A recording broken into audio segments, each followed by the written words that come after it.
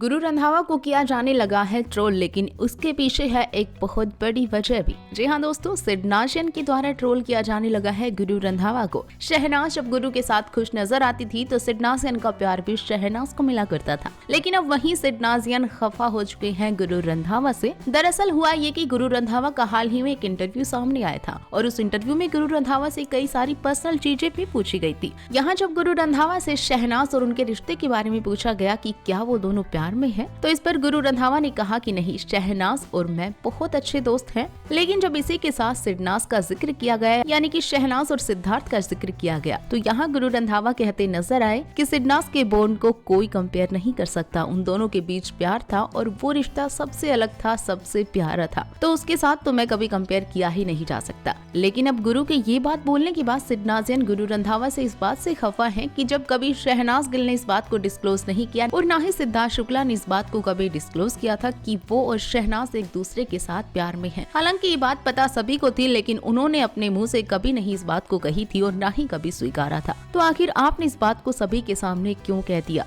उन दोनों के पर्सनल रिश्ते के बारे में आपने ऐसा क्यों कहा? अब ये बात तो साफ है कि गुरु रंधावा और शहनाज फिलहाल जिस बॉन्ड में हैं वो बहुत ही प्यारा और बहुत ही गहरा बॉन्ड है। तो ऐसे में गुरु को शहनाज की कई सारी पर्सनल चीजें भी पता होंगी और हो सकता है इन्हीं चीजों में से सिद्धार्थ शुक्ला की ये बात भी हो कि वो सिद्धार्थ शुक्ला के साथ प्यार में थी। अब यहाँ सिडनाज के फैंस के कहने ये है कि जब आपको शहनाज की इतनी पर्सनल बात पता ही थी तो आपने ये बात क्यों सबके सामने कह दी? तो दोस्तों, इस तरह से गुरु रंधावा पर उनकी ही ये बात उल्टी पड़ गई। आपका क्या कहना है, ये हमें कमेंट सेक्शन में जरूर बताइएगा। क्या सिड नाज़ियन की तरफ से गुरु को ट्रोल करना इस बात पर सही है या फिर नहीं? और इसी तरह से बनी रहिएगा हमारे साथ और चैनल को सब्सक्राइब जरूर कर लीजिएगा।